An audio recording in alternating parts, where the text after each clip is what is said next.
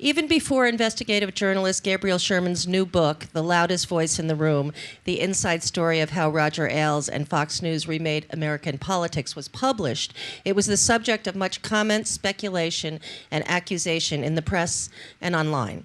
Fox News fans lined up to slam the not yet published book. According to David Carr of the New York Times, quote, "Part of the reason Ailes and his allies have campaigned against the book is not because it is false, but because it tells a true story." Sherman chronicles the rise of Ailes, a sickly kid from an Ohio factory town who, through sheer willpower, the flair of a showman, fierce corporate politicking, and a profound understanding of the priorities of middle America, built the most influential television news empire of our time. From the Clinton-Lewinsky scandal to the Bush-Gore recount, from the war in Iraq to the Tea Party attack on the Obama presidency, Roger Ailes has become the man any Republican politician with presidential aspirations must court. We are extremely pleased to have investigative journalist Lowell Bergman here tonight to interview Gabriel Sherman. Lowell Bergman is a producer and correspondent for the PBS documentary series Frontline. In 2004, he received the Pulitzer-Prize for Public Service, awarded to the New York Times for A Dangerous Business, which detailed a foundry company's egregious worker safety and environmental violations. His 60 Minutes investigation of the tobacco industry was dramatized in the Academy Award-nominated feature film, The Insider. He's the Reva and David Logan Distinguished Professor of Investigative Reporting at the UC Berkeley Graduate School of Journalism, where he has taught a seminar dedicated to investigative reporting for more than 20 years. Please join me in welcoming Gabriel Sherman and Lowell Bergman to the JCCSF. Can we go up here? Great. That's for the elderly.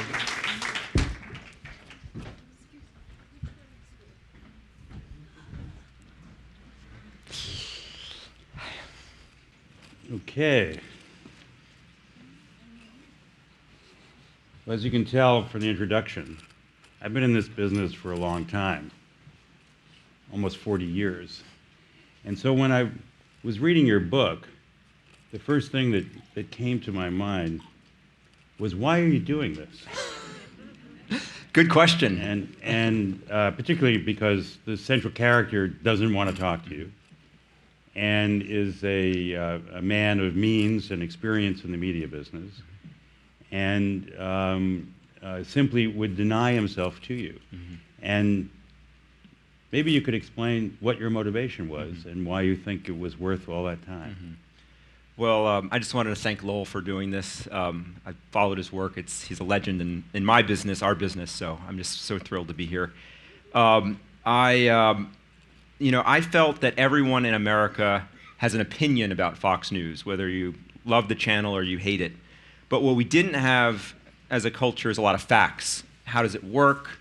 How is it created? What is Roger Ailes, the founder's influence on American politics?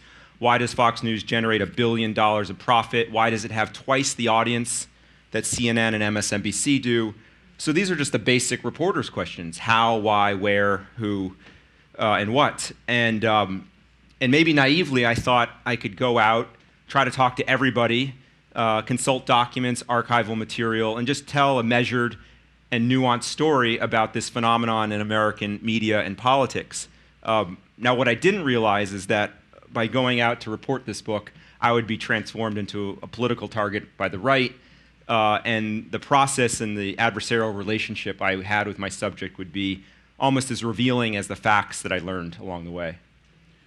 Well, I've tried to report myself on Rupert Murdoch's operations in general, and Fox News in particular, in attempt to get people to talk. And one of the things that I noticed was the extreme discipline. Mm-hmm.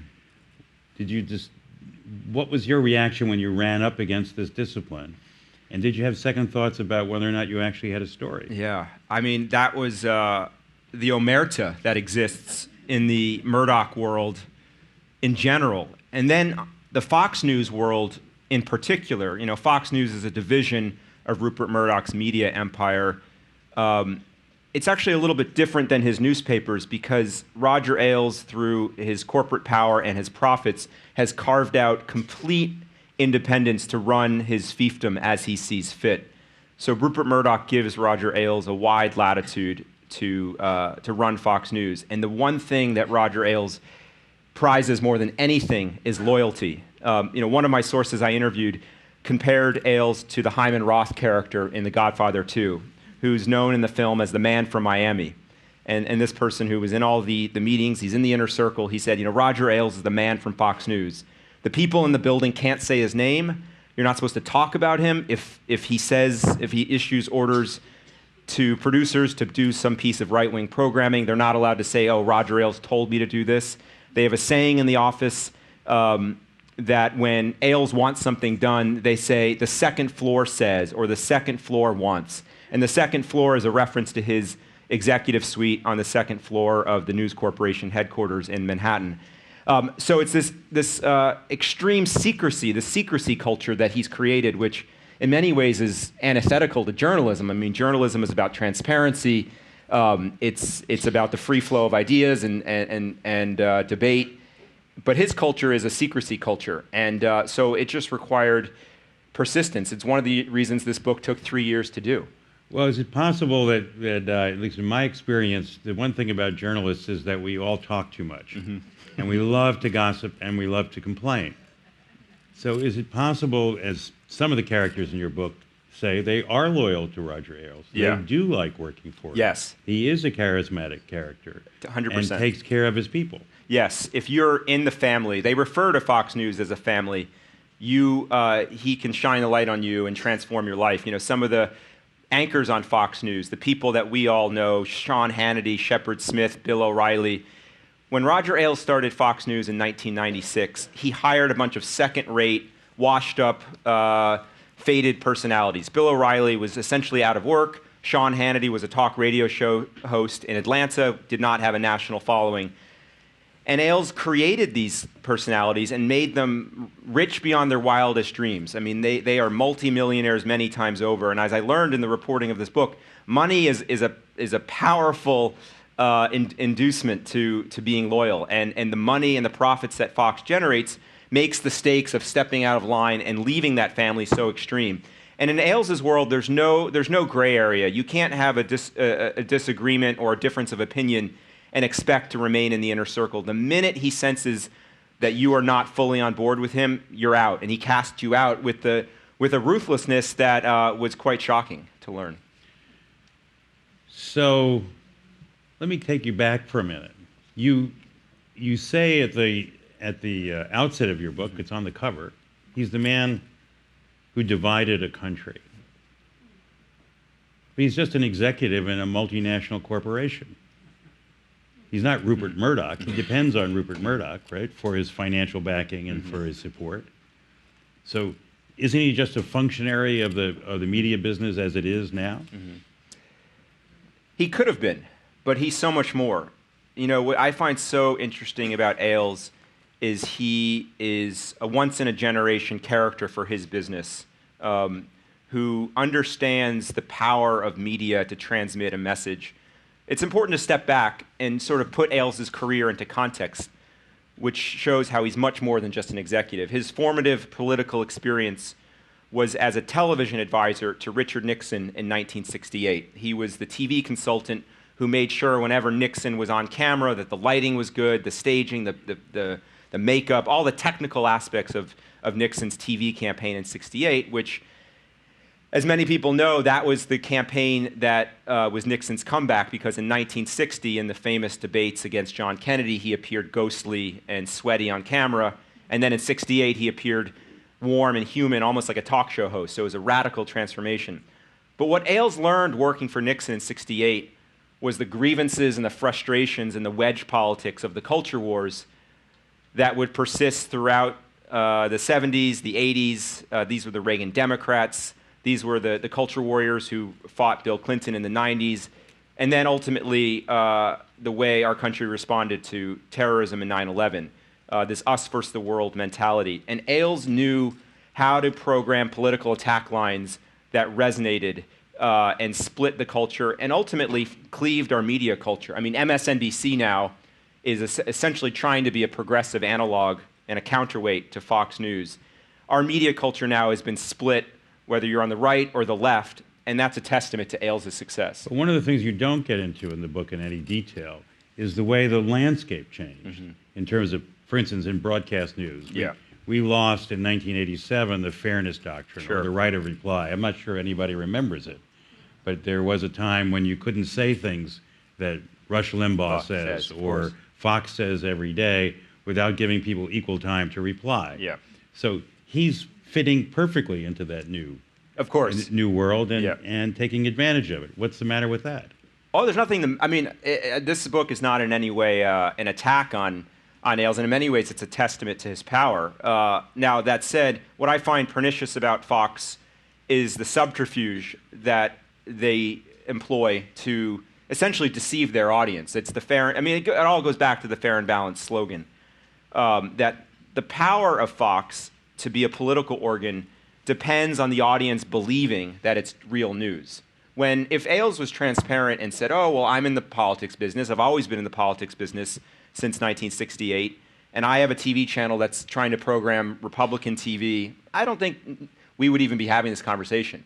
I think what is so transformational about Fox is that he has essentially convinced people that news, what they're getting is news when they're getting politics. And now you cannot have a conversation about the news business without immediately having a political conversation. Well, which side are you on? Are you biased? Oh, is this a plot to cover up for Hillary Clinton? I mean, every news story now is infused with a political debate.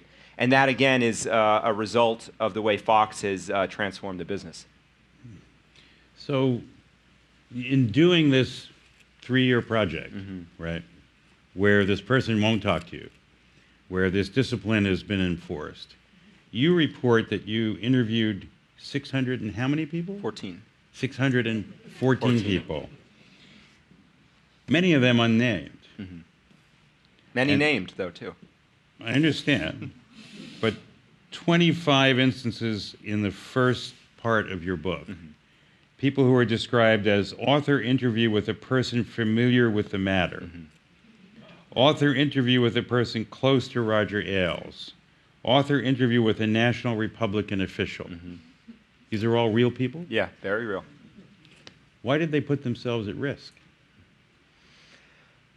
Well, I think one of the challenges of this book was to understand sources' motivations, and you wrestle with that in your work every day. Some sources were self-interested. I mean, all sources are self-interested. Some wanted to get back at Roger Ailes. Some wanted to defend him. The sources I found to be the most valuable were the ones who realized that they had worked with a man who had played a role in American history, and they felt like they wanted a real book written about him. I mean, so much of the journalism and the media coverage of Roger Ailes is through a partisan filter. You have people on the left attacking Fox News, you have people on the right lionizing Fox News. But there hasn't been, until now, a deep and probing look at it as just a story. So I really valued the sources who, with good intentions, said, I've worked with this man who redefined his industry, and I want you, as the reporter, to understand him. And it was those sources I found who were the most revelatory, including his own brother. I was going to ask you about his brother, but his brother's on the record. On the record. So how did that happen? He couldn't control his brother? Apparently, Roger Ailes can control everything in the world except his brother. No, it was a really, you have moments, I have moments as a reporter where you are just struck by good fortune. And, I was about a year into the reporting of this book. I had gone down many dead ends. People had come forward, but I was just really banging my head against the wall. And I was in Warren, Ohio, which is where Roger Ailes grew up. It's a factory town in northeast Ohio. In his time, when he was born in 1940, it was a booming factory town. The factories were churning out cars and products. But now it's a wasteland. It's sort of a story of American decline. And I was in Warren, Ohio, and I went to the house where Roger Ailes grew up. And I was back in my hotel room, and I said, well, now I want to call his brother. I'd been meaning to call the family. I hadn't yet reached out to the family. And I said, well, I'm in their hometown. And I called looked in the phone book, and his brother lives in Florida, and I called him up. And I was expecting him to slam the phone down, as many people had done to me prior to that. And we just started talking. And I said, I'm Gabe Sherman. I'm working on a biography of your brother, Roger Ailes. I would love to talk with you about what it's like what it was like to grow up in Warren, Ohio, and in fact, I'm in Warren, Ohio. And he said, you know, in the 20 or 30 plus years my brother has been a famous person, not one reporter has called me. And I don't know if that's true or not, but he almost seemed like he was eager to share his story about what it was like growing up with Ailes and who his brother was as a young man. And so we started talking, and you know, after a little while, he said the dreaded words, well, I really should check with Roger about this. And that's the words you never want to hear as a reporter, because you know that the principal is going to tell the surrogate, you know, just don't cooperate. So I said, okay, of course, you know, he knows I'm doing the book. Please call him, and I'll, you know, let's talk later this week. So a day or so later, I call him back, and I said, his name is Robert Ailes. I said, Robert, I would love to reconnect. Have you talked to Roger? What has he said? He said, well, Roger says I really shouldn't be talking to you. And I said, oh, that's too bad. And I'm expecting the conversation to fizzle out. And I said, oh, but I just want to ask you a couple of things about, you know, Warren, Ohio. And we start talking. And before I know it, another hour has passed. And he just keeps going and going. And then periodically over the 2+ years after that I was doing the book, I had 7 interviews with him. Because every time I had a question about their family history or their genealogy, I would call Robert Ailes. And he was very patient. I'm incredibly grateful to his patience. And he really wanted me to understand what his family's history was like. And the great thing that I found as a reporter was that Robert Ailes wanted to share his family history. He had written an unpublished memoir. He had studied the Ailes family genealogy traced back to 17th century Wales in England, where they came from. So he was as interested in this story as I was, and so it was just this incredible moment of good luck that I had. Has he called you since the book came out? I have not heard from him. I've been meaning to call him. A Washington Post reporter called him to ask that very question. And he said, he basically laughed it off and said, well, I didn't know Gabe Sherman from George Washington, which essentially sounds like a line Roger Ailes probably fed him. But he basically tried to say, oh, well, I didn't really know what I was doing, but then didn't elaborate. So he didn't walk back anything he told me. But you don't know what he went through afterwards. No, I do not. But we know he's still alive, so it's half the battle. Well, there is in a reading of your book, there is this sense of ominous power. That's why I ask. Mm-hmm. What are people afraid of? Mm-hmm. A lot of my interviews were like therapy sessions. I was trying to draw sources out because the fear, these are grown men, many of them making 6- and 7-figure salaries, and they speak of dealing with Ailes as if their life will be in danger. I write about an episode in the book, which maybe we can get to, about Ailes' brief tenure at NBC. Before he started Fox News in 1996, he spent a little over 2 years as an executive at NBC, running CNBC, the business channel. And it was a tumultuous period. He was in these vicious corporate feuds with other NBC executives. And these men who were, no wilting flowers in their own right, described like fearing for their lives, fearing for their family's safety, fearing that Ailes could become physically violent with them. And it also is important to note he has episodes of violence. In the 80s, when he was a political consultant working for Rudy Giuliani, he beat up a gay activist, a protester at a fundraiser, and the activist was taken to the hospital, thought about pressing assault charges. Roger Ailes carries a concealed handgun. He's one of the few people in Manhattan who has it's very difficult to get a license in New York City to carry a concealed handgun. He's one of the few that has it. So he projects this menacing quality.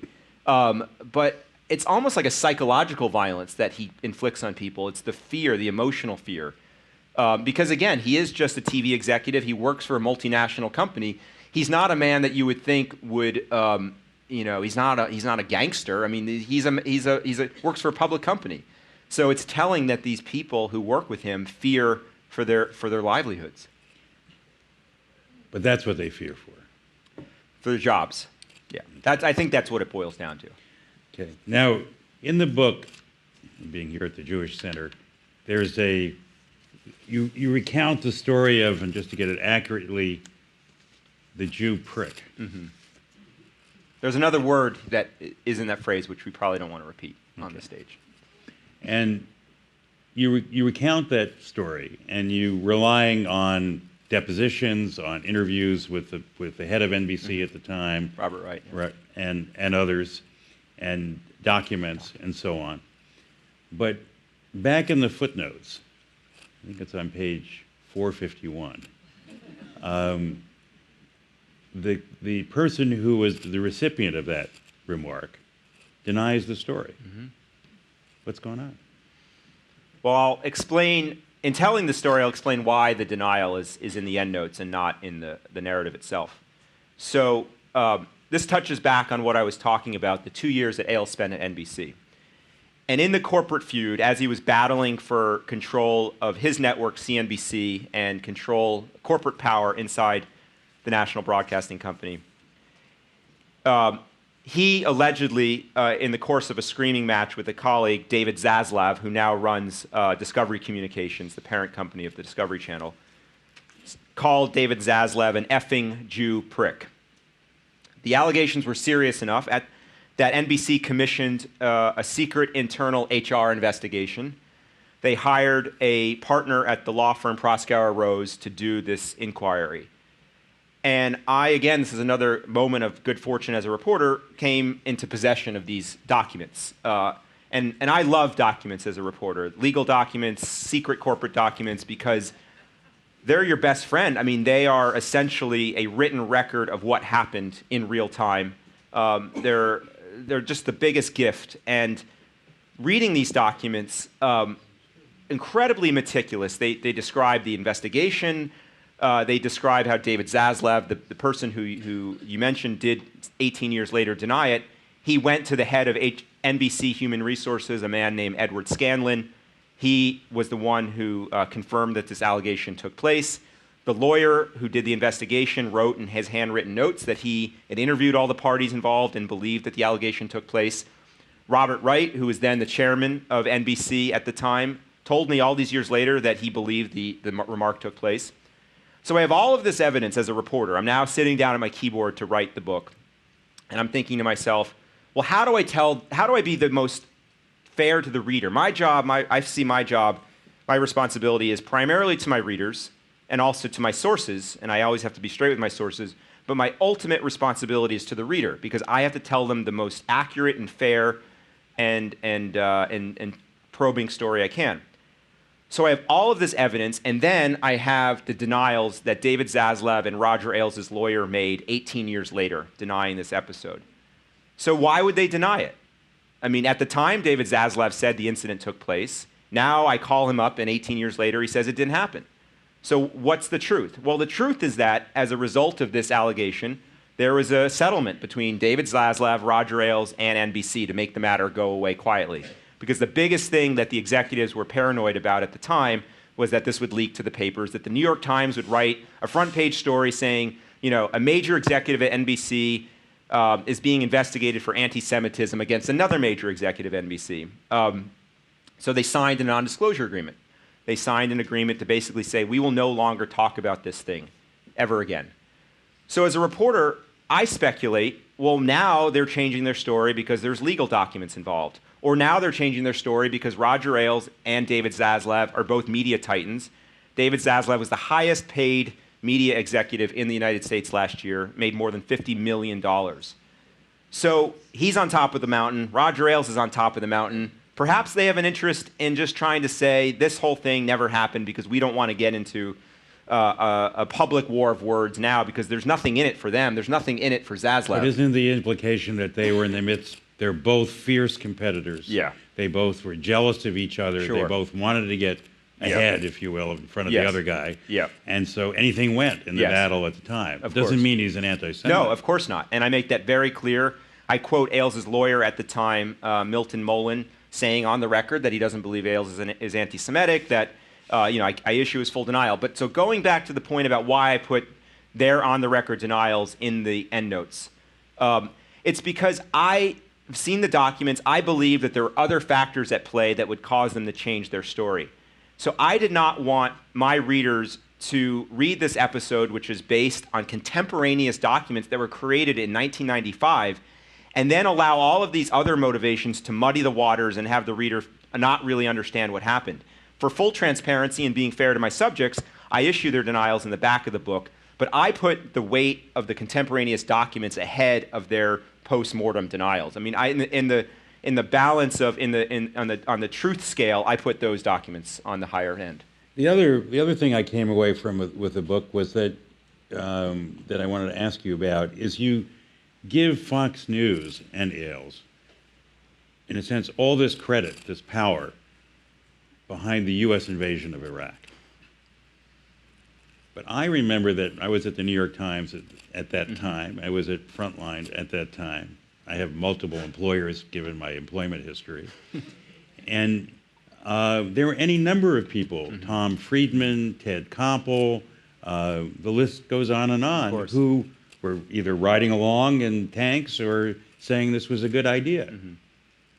So is it really Fox News that did this, or was it the media, or was it all of us, if you will?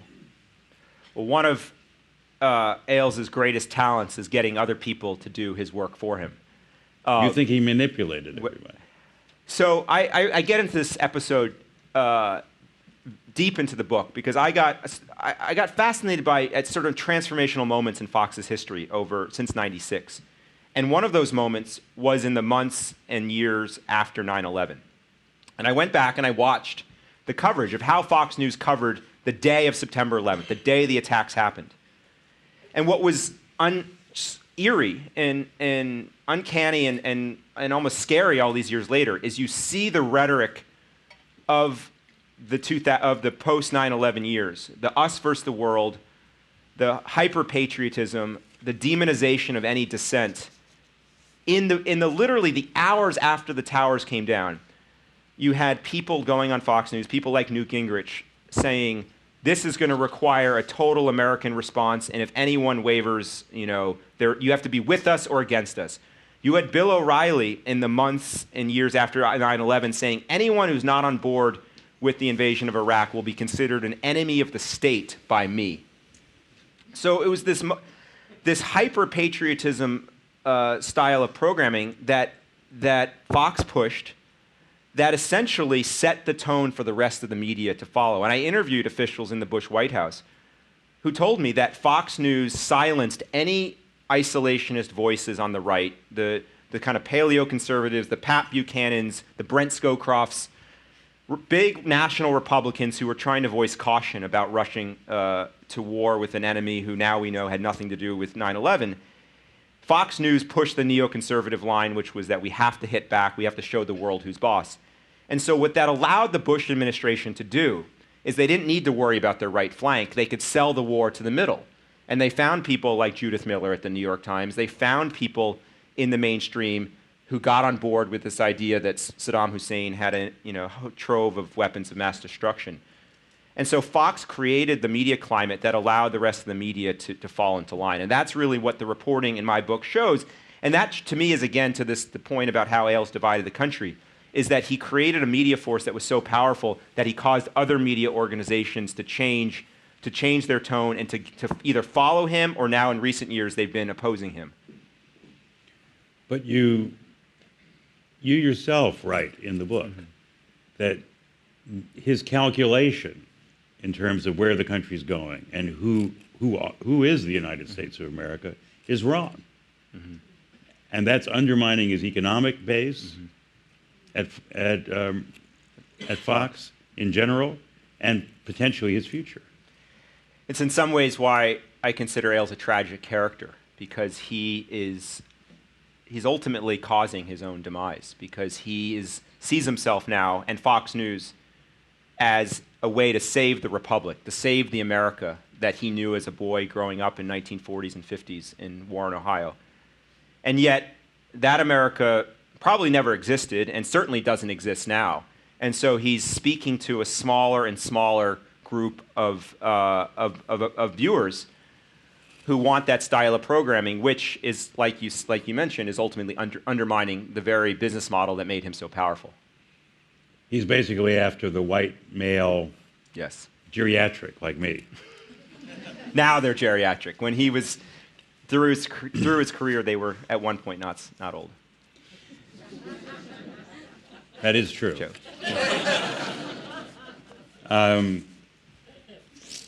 By the way, has Roger Ailes done anything good? Yes. That's why he's a very compelling character. You know, Like- that was the other thing. Like what? Incredibly generous. He uses philanthropy and charity as another way of expressing his worldview.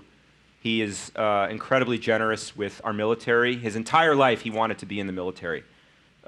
He tried to register for the Air Force, but something that most people may not know is he's a hemophiliac, and his medical condition kept him out of the military.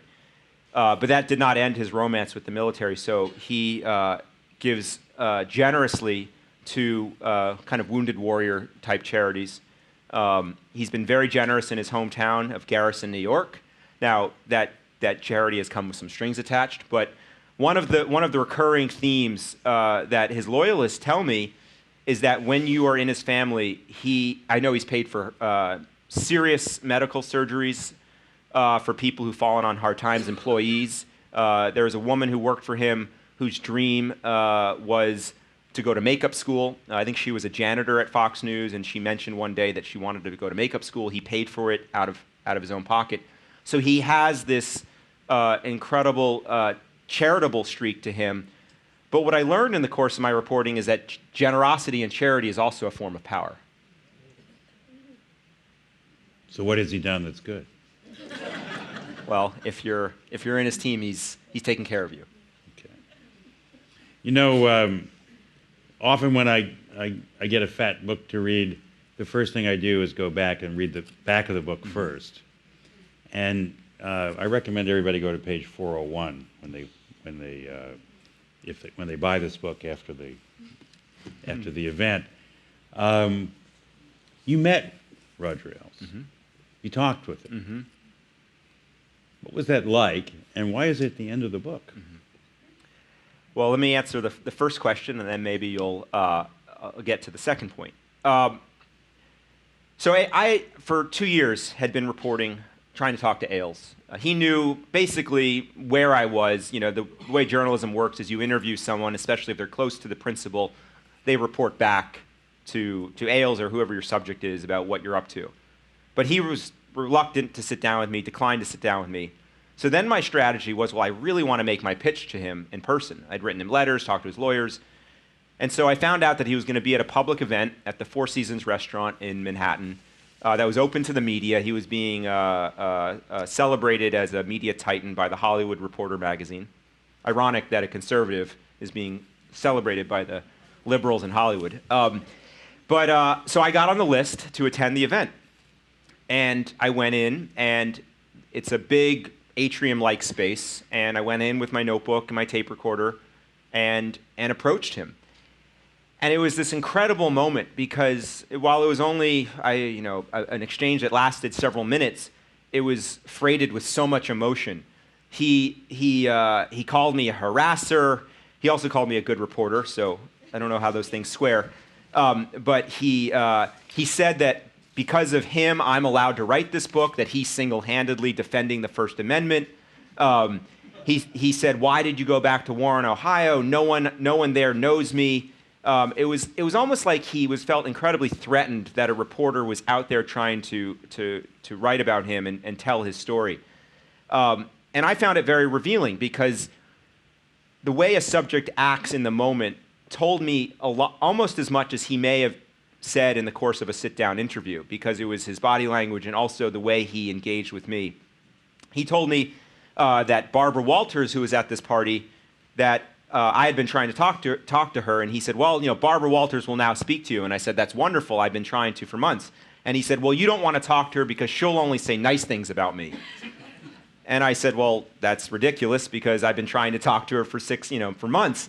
And it was this idea that he felt like he talked as if I had to be the enemy, which fit his MO and his worldview that journalists are the enemy, that I couldn't be someone who was actually just trying to document his story and his career. Now, to your question about why that was in the end of the book, throughout this entire process, I did not want to be a character in the story. I wanted this book to be a work of reported history. I wanted it to hold up over time.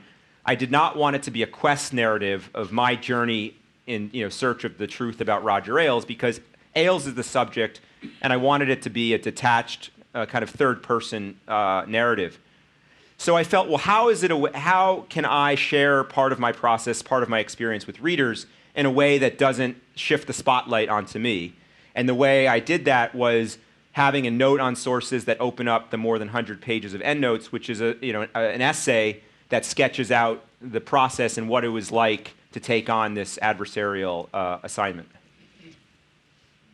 Well, I understand when you start a project where you want to start, and when you started out, you had some hope, according to the endnotes, or this essay, Yeah. that you were going to be able to interview him, right? Yes. You met with his lawyers, right? Yep. I sat down with his people from the moment I got my book contract to be totally transparent. This is happening. I want you to participate, but it's going to happen either way. But you knew after a while it wasn't going to happen. Although you've been criticized in some of the reviews that Ailes is pretty accessible. I know I've been told if I wanted to talk to Roger Ailes, I should go to Garrison, New York, and I should just wait around at the newspaper there. He's going to show up. You can walk up to him. Did you do that? I did. I did go to Garrison. Well, to the first point about how he's accessible. Ailes is incredibly accessible to reporters. But the conditions upon which he imposes, the style of interview, the ground rules were such that I could never write this book if I wanted Ailes to cooperate. For an example, very early on, his PR advisor said to me, well, before Roger Ailes even thinks about sitting down with you, you have to agree to not use any sources on background that could say anything that Roger Ailes could construe as negative. That if anyone wants to say anything that Roger Ailes won't like, they have to attach their name to it. Now, this is a man who has a career of seeking retribution and attacking enemies. And so in all good conscience, while I want sources to be on the record, I couldn't put sources, guarantee that kind of ground rule to put people in jeopardy. So I dismissed that offer out of hand. But that's the kind of conditions upon which Ailes puts reporters to get access. Now, to the Garrison question, I did go to Garrison. I spent a lot of time up there because he owns the town newspaper, and it's a fascinating microcosm of how Ailes uses media to advance his agenda and how he creates both loyalists and enemies through media. And so I went up there and I walked into the newspaper to see if he was there to talk to people. And the editor, they must have had my picture like on a mugshot or something, because the editor-in-chief of this newspaper, who I had never met at the time, only spoken to him on the phone, runs out from the little newsroom. And mind you, this is a little town newspaper office that's about the size of this stage. And he says, let's go, Gabe, let's take this outside.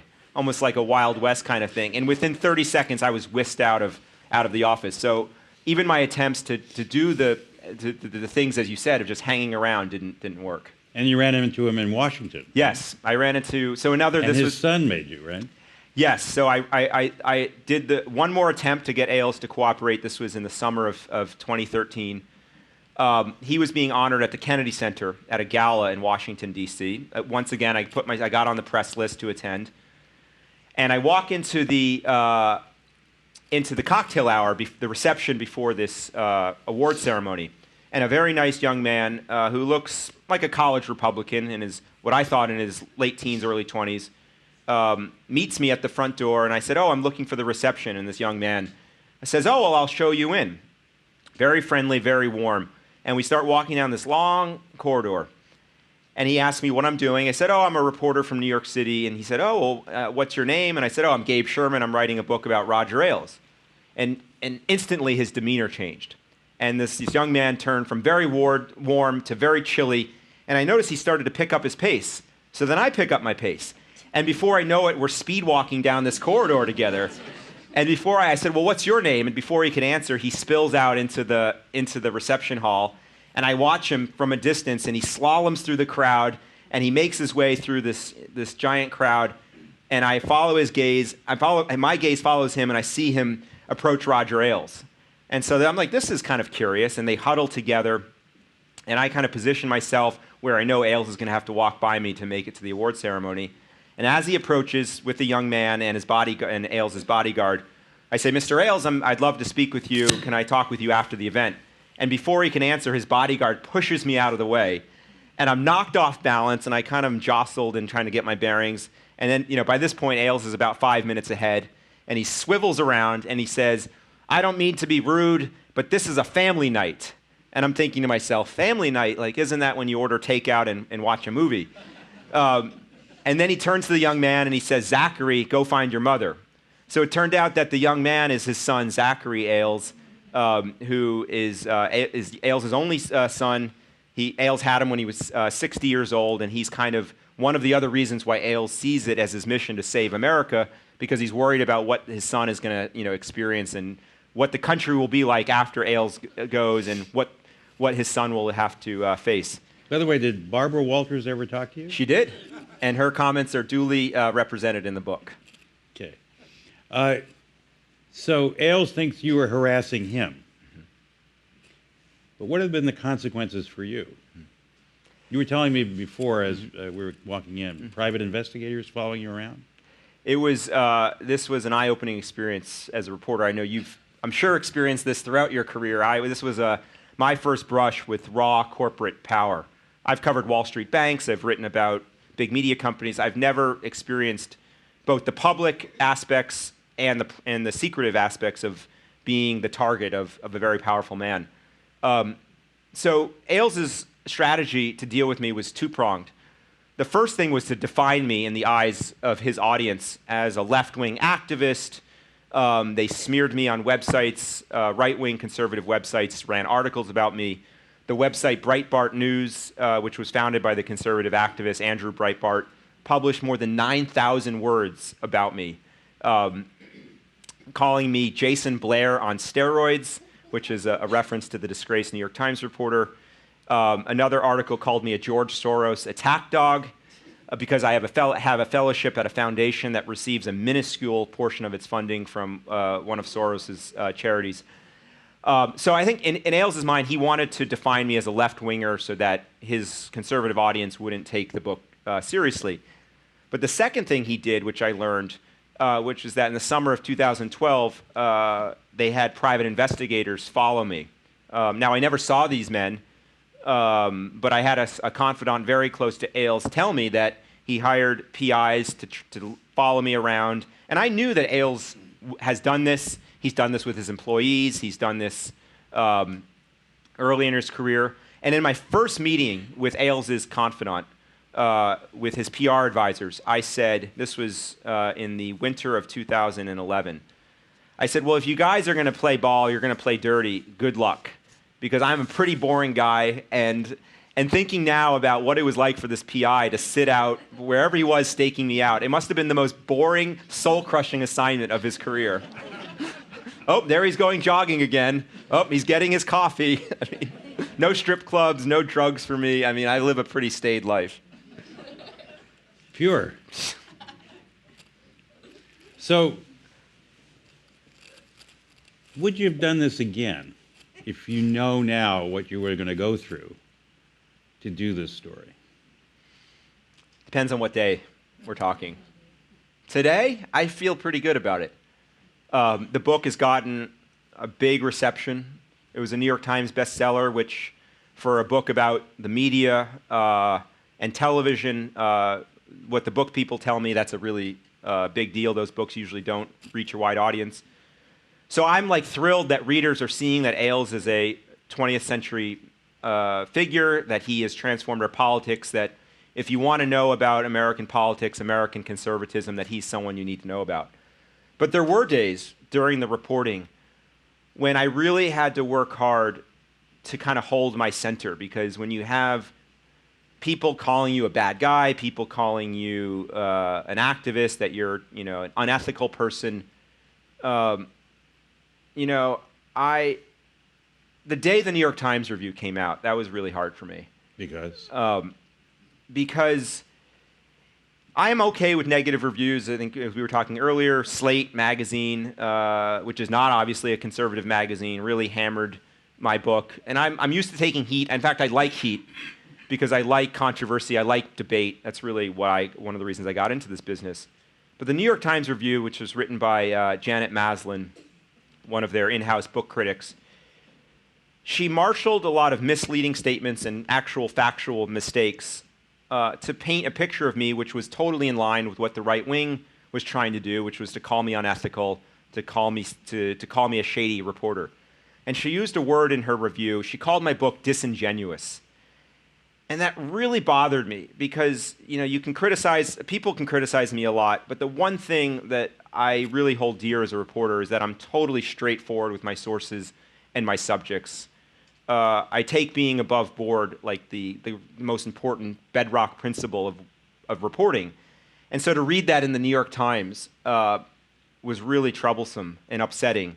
And then to find out that the book reviewer, Janet Maslin, is a close personal friend of a character in my book, made me wonder, well, what are the standards for book reviewers? Should she have disclosed that in her review? And it was really interesting that last weekend, the New York Times public editor, Margaret Sullivan, wrote an entire column in the New York Times addressing that very issue. And I was very pleased to read that she essentially weighed in to say that Janet Maslin should have disclosed that her close personal friend Peter Boyer works for Roger Ailes, and that if she's going to write a review about a book about a friend that's a character in the book, that she should have disclosed that. So that was a way where I felt like at least now readers know the full context. Okay. Well, for an old reporter like me, it's a little bit heartening to see if there's someone else who's willing to go down the same path of being harassed and live with the idea that no good deed goes unpunished. But with that, we want to open it up for questions from the audience. Just put up your hand and here we come. Yeah, I don't want to offend you, but I think you missed the whole genius of Roger Ailes, which is, especially Bill O'Reilly, which is news is entertainment. And I count myself a liberal Democrat. I think I only once voted for a Republican, but I watch him because O'Reilly, one of the things is he can be obnoxious, he interrupts, he can overtalk, but he always seems to, they have Juan Williams is the other thing, and Bob Beckel, and he usually has two sides. And he's got an Irish twinkle in his eye. But that, I think, is a genius, and you didn't seem to mention that. Oh, well, we can talk about it now because you're totally right. Show business flair is Ailes' one of his talents as a producer. And in fact, he got his start in television, which I write about in depth. It's a major section of the book on the Mike Douglas Show, which was kind of a very middle of the road conservative daytime TV show in the 1960s, hosted by a former big band singer, Mike Douglas. And Ailes started as a $68 a week prop boy, and within several years had a palace coup, took over the show as the 27-year-old executive producer. And on the set of the Mike Douglas Show, he met all the entertainers of the day, Barbra Streisand, Bill Cosby, political figures like Bobby Kennedy, Martin Luther King. It was kind of this melting pot of the American mid-1960s culture. And he learned, and his colleagues, all of whom I interviewed, that Ailes soaked up how television can connect with the viewer on an emotional level. TV is about emotion. And the one thing about the Mike Douglas Show that differentiated it from the Johnny Carson Show and all the other show business programs of the time was that it was kind of a zany, earnest, it didn't have any irony. It was a very middle of the road show. And the producers produced every segment to have what they called a payoff. They needed to have a prank, a gag, some kind of trick to make the audience stay hooked and tuned in. And if you watch Fox News, you see that same style of programming. Every segment, someone's going to say something crazy. There's going to be a guest you don't expect. It has that element of drama and surprise that is much different than MSNBC or CNN, which is a testament to Ailes' producing talents. And the other thing I write about in depth in the book that gets to your point about entertainment and show business is that in the 1970s, after Ailes had worked on the '68 Nixon campaign, he hadn't kind of committed himself to politics. He was a young guy. He's like, well, what else do I want to do in my career? And he moved to Manhattan, and he tried to make it as a Broadway producer. And he produced musicals, plays, cabaret shows. And so you see that theatricality on Fox. And actually, Ailes has said in interviews in recent years that he created the show The Five, which is an afternoon show, as an ensemble show because he always wanted to produce an ensemble play. And his Broadway career didn't work out for him. But he's kind of continuing that theatrical flair that he had from the 60s and 70s now in the news business. And I totally agree. I think news as entertainment is one of Ailes' lasting legacies. We have another question for you over here, Gabe. Yep. Yeah. Why was Ailes so adamant about not talking to you? What did he have some feeling about your background or your politics? And also, didn't he talk to the guy that wrote the other book about him? Mm-hmm. Yes. Great question. I think Ailes did not want to talk to me precisely because I wasn't willing to submit to any of his efforts to control who I could talk to, the thesis, what my conclusions what conclusions I could come to in the book. He couldn't control me is the essence of it. And Ailes, the one thing you need to know about Roger Ailes. But the critics have said that you're just part of basically the liberal democratic critique of Fox News, and that's your mind was already made up. Mm-hmm. Exactly from my perspective, it was the exact opposite. My mind was completely open. In fact, my conclusion is very different than what I started out with. I started out thinking that Ailes was, as you mentioned, just a TV executive, that this is a great media story. He was the most powerful television news executive of his generation. This was going to be a media book. The book was actually supposed to be a history of Fox News. When I pitched it to Random House, I was going to write kind of a soup to nuts history from 1996 to the present of how Fox News became this multi-billion-dollar business. And it was only through the reporting that I came to this conclusion that Ailes is the Citizen Kane of his time, that he has used the news business to steer America further to the right, that Fox News is a political organization that happens to employ several journalists. But that conclusion was only reached after the hundreds of interviews I had done and kind of looking at the reporting and seeing where the reporting took me. But to your point about that other book, so after I had been at work for a year, Ailes knew I was trying to talk to everyone. He went out and teamed up with a writer, Zev Chafetz, who had written a glowing biography of Rush Limbaugh, who essentially wrote a sanitized version of Ailes' career. It was a quickie book. There was almost no sourcing notes in the back. He talked to several hand-picked people that Ailes wanted him to talk to. And it was a very revealing book. There was a lot in ways that Ailes didn't probably intend, because I had gone out and talked to everyone. I had read documents. I had been to archives. And I would compare it to the version that Ailes told in this book, and it was almost like a funhouse mirror. It was essentially like watching the news on Fox and comparing it to the way the rest of the media is covering a story. There was almost no through line. It was like the lines did not cross. And so I think it's a testament to Ailes' desire to control narrative. He controlled the image of his Republican clients in the 70s and 80s, George H.W. Bush, Mitch McConnell, Phil Gramm, Richard Nixon, Ronald Reagan. He used media to control their image. So it would make sense that the most important image he would want to control is his own. The next question's right here to your left. Thank you very much for being here tonight. I can't help but feel that that this man's very powerful. And what does that say about us as Americans, as a nation? Mm-hmm. How do we allow such power to exist? Mm-hmm.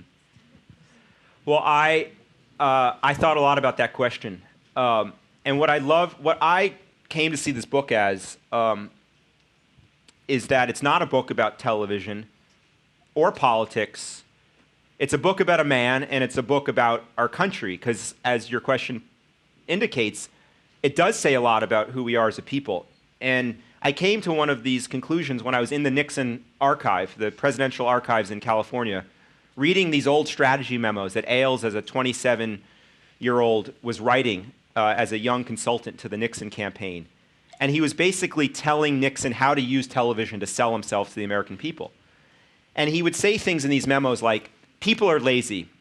TV does the thinking for you. People don't have time to process complicated ideas. TV is another line he used, is TV is a hit-and-run medium. And it's a very cynical view of of what human nature is and what American people want, but I feel it's a very honest view. So in that way, I think understanding Ailes' power is understanding a lot about how millions of people think about the world. They want news that confirms their worldview. They don't want to be challenged. They want to be entertained. They want simple storylines. It's very easy to have someone tell you that Barack Obama is the most radical president we've ever had, that he's a socialist trying to transform America, when in fact, deficits are shrinking. Barack Obama is using robots to kill people all over the world. I mean, he's a very conservative when it comes to foreign policy. In many ways, George Bush passed the TARP bailout bill. Government spending was growing under Bush. So you can look at the facts, completely contradicts the narrative that you see on Fox that he's not a Marxist socialist. But it's easy to say that, and people want that. If that's your opinion of politics and the president, then that news channel, that voice is going to speak to you. And I think that's because Ailes understands that's what people want. And one last point I want to make is that when Ailes started Fox in 1996, there was a saying that all of his top executives used. People don't want to be informed, they want to feel informed. So Fox News was a channel that I argue in the book is a political organization, but it's an organization that is created to make people feel like they're watching the news, but what they're getting actually is both entertainment and political messages that advance Roger Ailes' agenda. Next question is over here. Yes. Thank you for a really interesting read. My mind was already made up about Fox News, but now I know why. Well, at least you finished it. I kept you going, so. But the one thing that I had hoped to learn more about was the kind of complex relationship between Rupert Murdoch and Roger Ailes, and who was really in charge here? Mm-hmm. That's a great question. I do explore it in the book because, and I'll talk more about it because it is a fascinating relationship. Lowell has covered Murdoch. He knows that Murdoch uses his media, his newspapers all over the world to advance his agenda. Fox News really delivered on a dream that Rupert Murdoch had, which was to have a national voice in American politics. Rupert Murdoch came to America in the late 70s, started buying newspapers, TV stations, but he lacked a national voice. And what he learned is that America, because of our sprawl, we're a car culture, we're not a newspaper culture, we don't commute on trains the way they do in London and in Australia, that TV was the way to reach the masses. And all through the 80s and early 90s, Murdoch failed to create a viable TV news outlet. He tried several news magazines. He wanted to create sort of a conservative version of 60 Minutes that never really went anywhere. So in 1996, when he hired Roger Ailes, he wanted Ailes to create a cable news channel that would take down CNN. It would be more populist and tabloid. Essentially, the original blueprint for Fox News was like the New York Post with pictures. It wasn't originally going to be a right-wing megaphone. It grew into that, which is a reflection of Ailes' power. But to Ailes' relationship with Murdoch, it's not particularly close. They are not close friends. It's a business relationship. It's essentially a relationship of convenience. Each man gives the other what the other person needs. What Rupert Murdoch gives Ailes is capital and essentially a free rein to program Fox News as he sees fit. What Ailes gives Murdoch is profit. Fox News is the single most profitable division of Rupert Murdoch's media empire. It is responsible for something on the order of 30% of now 21st Century Fox Group's profits. They split the company after the phone hacking scandal. So Fox News allows Rupert Murdoch to publish newspapers, to dabble in all these other ventures that lose money because of the reliable profits. And a reflection, an example of Ailes' power is that through the years, Ailes has feuded with Murdoch's children. And each time Ailes has gone to Murdoch to speak up, to basically say, you got to choose your children or me, Murdoch blinked and chose Ailes. So that tells you a lot if you're willing to put Roger Ailes, your corporate executive, ahead of your own blood. We have another question back here, but Lowell, did you want to say anything about Rupert Murdoch since you have covered him extensively? Well, I'll just go back to what I mentioned earlier is this discipline in the organization. So we were doing a major project on Rupert Murdoch, both the Canadian Broadcasting and Frontline, PBS, and we were attempting to break into the company, if you will, and get people to talk. And so my frustration after a while, I made a list of 50 people, executives, people at Fox News, and so on, and sent formal letters to every one of them after being stonewalled effectively for a long period of time, and including a letter to Rupert Murdoch.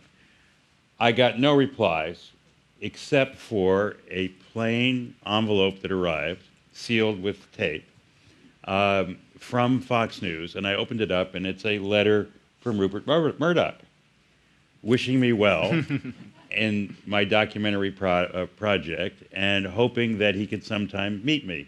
Signed, Rupert, which I framed in my office. Great. And that's all to say that he runs a profit-making company that's very profitable. I did get a former butler of his to talk, who described dinner conversations at his apartment in London, and basically, and what the editors that he would assemble, like the famous Kelvin Mackenzie, who's in a sense a prototype for Roger Ailes. He's the guy who ran the Sun in London, and when they sank the Argentinian cruiser in the Falkland War, wrote a big headline saying "Gotcha," or eventually got fired because he had manufactured a front-page story about a horrible incident that took place in Liverpool, a riot after a soccer thing where they just basically had to retract the whole story and finally had to get rid of him. But as the butler said, his people know what Rupert wants. He doesn't have to tell them. You know, and for example, he got irritated with a media person, a young reporter for a television network in Britain, who confronted him about his coverage in his tabloids at a reception. And Rupert had dinner with his editors the next night, and he mentioned that this woman was very obnoxious. Well, they went after her the next day and drove her out of the TV business in the UK. So I think it's a pattern and practice of the corporation. Mm-hmm. It's not seen necessarily as news. That's the only thing I would add, is that the definition of news, of the word, has changed over the last 20, 25 years. And that's really the essence, I think, of a lot of what we're talking about. The next question's here in the back. Thank you for coming. And one of the things I found, many things I found interesting about your book and also your interview with Terry Gross on Fresh Air, was the influence that Fox Network has had way beyond just a news media, you know, in supporting political PACs and things, and just way beyond the news. And now that there's a kind of a general acknowledgement that's open that the Republican Party has gone maybe too far to the right and too much of the Tea Party, what do you see as his next move? Mm-hmm. You know, is he going to recalibrate, or is he going to stay way to the right?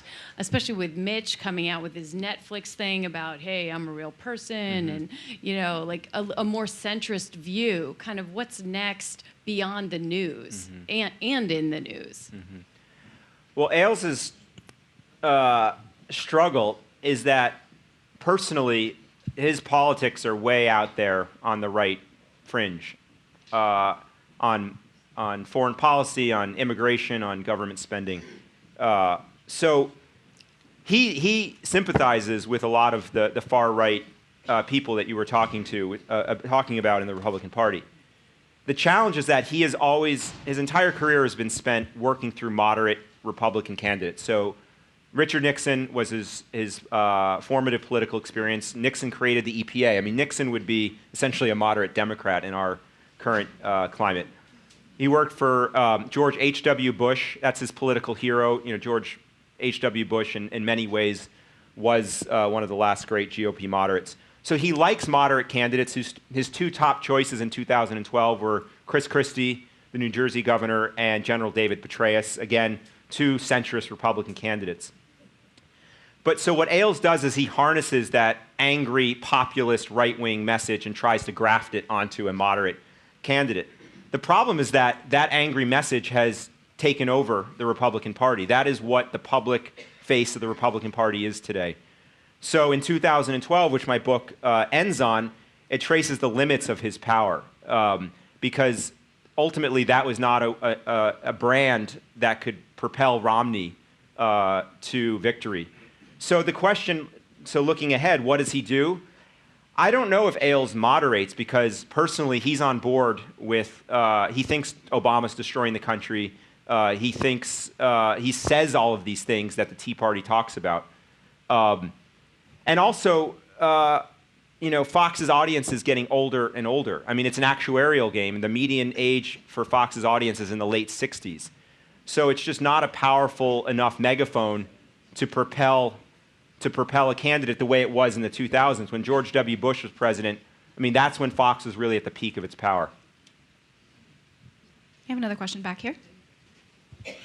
Hello, thank you for your hard work, right here. Oh, sorry. Yes. And thank you for coming here. I realized two things that you haven't said at all during this discussion. One is propaganda. You haven't said that at all, and I feel like a lot of people my age would say that Fox News is kind of a propaganda machine, but we are obviously not professionals, and you two are, so you would use that word professionally, so I wonder how that would fit. And the number two, the second word, would be religion, which also Christianity obviously takes a big chunk of Fox News, and I haven't heard any kind of reference to that. So please comment. Thank you. So on the first point, Ailes, from his earliest days in television, was captivated by that word. On the set of the Mike Douglas show in 1967, or early 68, late 67, because he met Nixon in January 68, he told a colleague, a producer who I interviewed on the record, Ailes recounted how captivated he was by the films of Leni Riefenstahl, the Nazi filmmaker and propagandist, not for any of the ideology, but for her use of camera angles, lighting, staging to advance a political message. He's very cognizant. Ailes speaks about the power of image to transmit a message. And so, while I don't use the word propaganda very often throughout the book, because I find it such a loaded word that I'd rather let the reporting show that. Let the narrative help you come to that conclusion. But without a doubt, Ailes sees television as a way to advance politics, which is essentially the classic definition of propaganda. You know, one thing to keep in mind is that electronic media at one time was regulated, and it had to operate within certain strictures. And I mentioned it earlier: the right of reply, the fairness doctrine. All of that emanated from a fear that it would be used for propaganda purposes, and there are Supreme Court decisions related to it as well. It's the dissolution of that kind of regulation that makes it very difficult to maintain the idea that news should have, for example, some standards. And the second part of that question was about religion. Did you want to respond to that? Oh, of course. So, without question, Ailes uses religion as a programming stratagem to keep his audience tuned in. Everyone, I'm sure, knows about the war on Christmas. This is one of my favorite anecdotes in the book. So I asked Roger Ailes' brother, Robert Ailes, about that, because I'm fascinated by Ailes' views on religion. And Robert Ailes told me that Ailes used the war on Christmas as essentially a programming ploy to get his audience riled up and stay tuned in. That Ailes looked out at America and said, well, you know, we're predominantly a Christian nation. Most Americans celebrate Christmas in some form, so I'm going to be the pro-Christmas channel. It's almost like a politician crafting a plank or a platform. I'm going to be the Christmas party. So he, every year around Thanksgiving and the holiday season, you see Fox push the Christmas, that Christmas is under siege. It's, you know, one step away from being erased from the calendar. So it's a way to use a political message to help build an audience. It's more, I would put that more in the cynical political area than true ideology. I mean, Ailes is not a very religious man in the classical sense. His wife is a Catholic, but he's been married 3 times. He swears like a sailor. I mean, he doesn't live his life, in the way that you would imagine like a true culture warrior like Mike Huckabee or other those kinds of characters. We have 2 more questions right here. Yeah, thank you so much for your work. We've watched Jon Stewart skewer Fox for years, and I wonder whether or not you envision yourself as being the kind of guest, given that history that he has and the work that you've just done, as being a suitable guest on that show. I guess you'd have to ask Jon Stewart and his producers. I'd love to do it. I did appear on the Colbert Report, which was really exciting and a bit scary because he is, there's no one quicker on comedy than he is, or at least that I've seen. So, but both those performers really owe their shows to Fox. I mean, in many ways, they were created as an antidote to Fox, and I think Stewart is a little different. He's more of a social critic in addition to being a comedian. I mean, Colbert he's in character. I mean, when I met him in the green room before the show, he kind of comes in character. He's Stephen Colbert, the Bill O'Reilly satirist, not Stephen Colbert. He tells you, I'm just like be prepared, I'm just like the obnoxious drunk you meet at the bar. And there's nothing you can do with me. Last question is back here. That's a good segue to my question, which is, have you been interviewed by Fox News yet, or do you think there's a chance? I mean, I'd love to see you on O'Reilly, probably even more than Jon Stewart. So the answer is no, but there's two points I want to clarify because I think it's so revealing. Number one, Howie Kurtz, who for many years hosted a media ethics show on CNN, essentially flamed out of CNN in his own media ethics scandal of his own. It's kind of ironic. And who hires him is Roger Ailes. So Howie Kurtz now hosts the media ethics show on Fox. And the week my book was out, he announced on air on Fox that they were going to talk about it. They were going to, do a segment. Next week we're going to do a segment about Gabe Sherman's book. Well, next week comes along, and it's silence, crickets. So somebody, this is a reporter's question that when I have time, I want to dig into. I want to find who got to Howie Kurtz and scuttled that segment to talk about my book. So I have not been on Fox. They have not talked about my book. And when I first started the project, I said to one of Ailes's advisors, I said I would come on the channel, and it can be 8-on-1. You can put me in a round table, and I'll face Hannity, O'Reilly. This Glenn Beck was still there at the time. I'd love to face them all, so maybe someday it will happen. I want to remind you that Gabe Sherman will sign books. Thanks to all of you for coming. Thanks to Lowell Bergman and to you, Gabe Sherman. Have a great evening. Thank you so much. It was really great. Thank you so much.